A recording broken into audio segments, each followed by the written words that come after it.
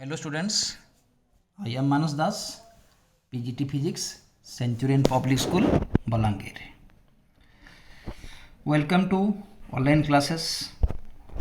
आज हम एक चैप्टर स्टार्ट करेंगे, वो है फिजिकल वर्ल्ड। यहाँ पर हम इंट्रोडक्शन टू फिजिक्स पढ़ेंगे। First, what is science? Science क्या है? Science is a systematic and organized attempt to acquire knowledge about the surrounding through observation, experiments and verification. वो क्या है? हमारा साइंस है। हमारा मतलब एक चीज़ को हम ऑब्जर्व करके कुछ एक्सपेरिमेंट लेके उसको हम क्या करेंगे, हम उसको वेरीफाई कर सकते हैं। वो क्या है? हमारा साइंस है। हमारा फिजिक्स क्या है? साइंस का एक ब्रांच है। Physics is a fundamental science concerned with understanding the natural phenomena that occur in our universe. वो क्या है? हमारा साइंस है।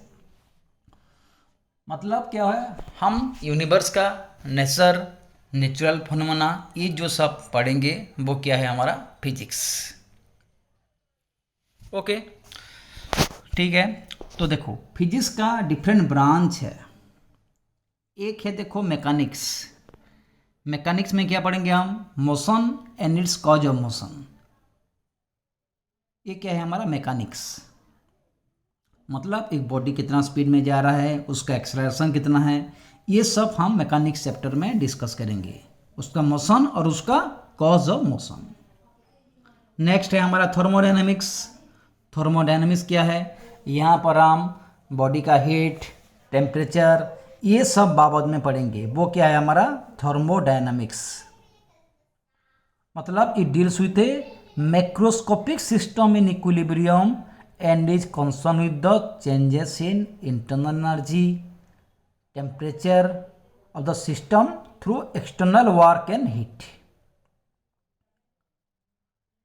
यहाँ पर हम एक इंजन का एफिशिएंसी, एक रेफ्रिजरेटर का एफिशिएंसी, वो सब भी क्या करेंगे? डिस्कस करेंगे। कहाँ पर? थर्मोडायनामिक्स में। नेक्स्ट है ऑप्टिक्स। ऑप्टिक्स क्या है? It deals with the behaviour of light और it deals with the nature and propagation of light. वो भी क्या है? हमारा ऑप्टिक्स है। नेक्स्ट है इलेक्ट्रोमैग्नेटिज्म। यहाँ पर हम इलेक्ट्रोमैग्नेटिज्म में इलेक्ट्रिसिटी के बाबत में, मैग्नेट के बाबत में,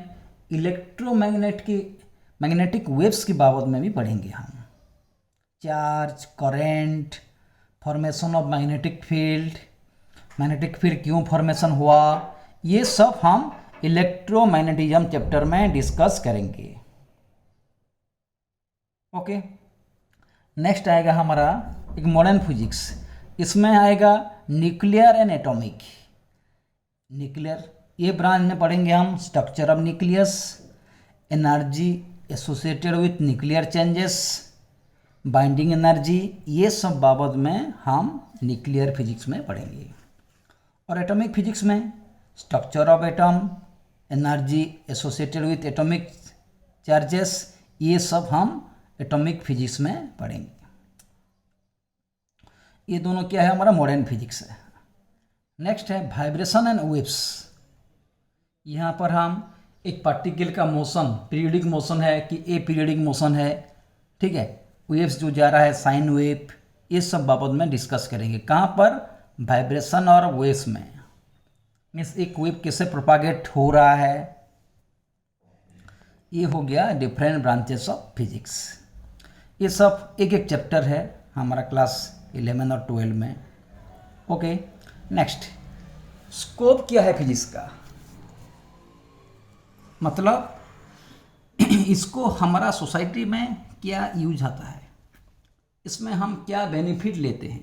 तो scope of physics is very broad and covers a wide range of magnitude of physical quantities such as length, mass, time, energy.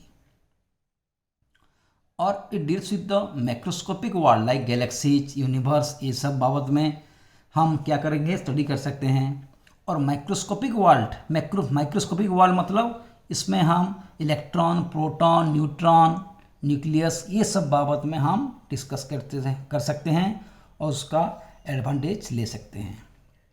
immense excitement is involved in the study of physics since it explains very naturally occurring phenomena with a set of rules so that clear understanding can be achieved. Or the challenge to carry out imaginative new experiment to unlock the secret of nature to verify, और उसको हम verify कर सकते हैं. Next, physics को हम अलग branch में भी रिलेट कर सकते हैं मैथमेटिक्स के साथ. इसमें हम डिफरेंशिएशन, इंटीग्रेशन, ये सब बाबत में पढ़ सकते हैं. It is also related to chemistry, the concept of X ray, radioactivity, ये सब बाबत में भी हम ये डिस्कस कर सकते हैं. कहाँ पर? हम फिजिक्स को केमिस्ट्री के साथ लिंक करके. Next, physics in relation to astronomy, मतलब astronomical telescope are use to study the motion of planets, other heavenly bodies in the sky. ये सब को हम पढ़ सकते हैं. कहाँ पर? फिजिक्स को एस्ट्रोनॉमी के साथ हम रिलेट करके. Physics in relation to biology, इसमें क्या करेंगे? Optical microscope, with the help of electron microscope we can study the structure of cell. ये सब भी हम देख सकते हैं by the help of physics. और radio isotopes are used in radiotherapy for the cure of deadly disease like cancer. ठीक है, इसको मेट्रोलॉजी को साथ भी रिलेट कर सकते हैं. By studying the variation of pressure with temperature we can forecast weather.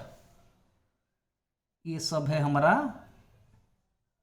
Relation of physics to the other branch.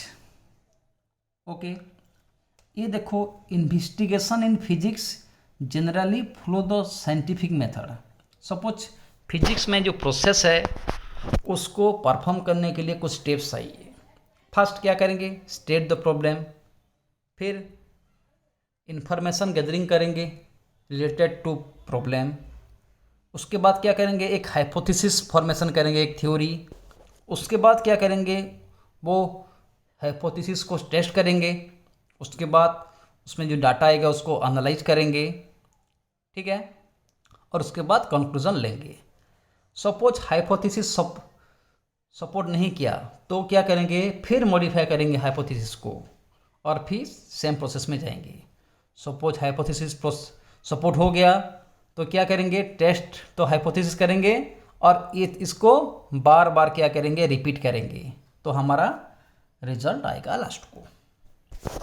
इस हिसाब से हम कुछ एक्सपेरिमेंट इन्वेस्टिगेट कर सकते हैं और परफॉर्म कर सकते हैं. नेक्स्ट है हमारा फंडामेंटल फोर्सेस इन नेचर. हमारे नेचर में 4 ठो फंडामेंटल फोर्स है. एक है ग्रेविटेशनल फोर्स, एक है वीक न्यूक्लियर फोर्स, एक है इलेक्ट्रोमैग्नेटिक फोर्स और एक है स्ट्रॉन्ग न्यूक्लियर फोर्स. ये जो फिगर में देख रहे हो, ग्रेविटेशनल फोर्स, वो मैग्नेट जो है इलेक्ट्रोमैग्नेटिक, और जो स्ट्रॉन्ग फोर्स है वो है हमारा क्या? Strong nuclear force. और लास्ट वाला है वीक फोर्स. तो ग्रेविटेशनल फोर्स में it is the force of mutual attraction between two bodies by virtue of their masses. दो बॉडी के बीच क्या है? एक फोर्स ऑफ अट्रैक्शन है. नेक्स्ट आएगा हमारा क्या है? Weak nuclear force. It is the force that appears only between elementary particle involve in a nuclear process such as beta DK, alpha decay. ये सब पढ़ेंगे हम जब क्लास 12 में. वो है हमारा वीक न्यूक्लियर फोर्स. मतलब रेडियो एक्टिविटी की बाबत में पढ़ेंगे. नेक्स्ट आएगा इलेक्ट्रोमैग्नेटिक फोर्स. इलेक्ट्रोमैग्नेटिक मतलब ये इलेक्ट्रिक फोर्स और मैग्नेटिक फोर्स को मिलाकर है. वो क्या है? हमारा इलेक्ट्रोमैग्नेटिक फोर्स. ओके, नेक्स्ट है स्ट्रॉन्ग न्यूक्लियर फोर्स. ये क्या है? The strong attractive force which binds together the proton and neutron in A nucleus is called strong nuclear force. जो फोर्स क्या करेगा? प्रोटॉन और न्यूट्रॉन को न्यूक्लियस में बाइंड करके रखेगा. उसको क्या बोलेंगे हम? स्ट्रॉन्ग न्यूक्लियर फोर्स बोलेंगे. ये है स्ट्रॉन्गेस्ट इंटरेक्शन इन नेचर।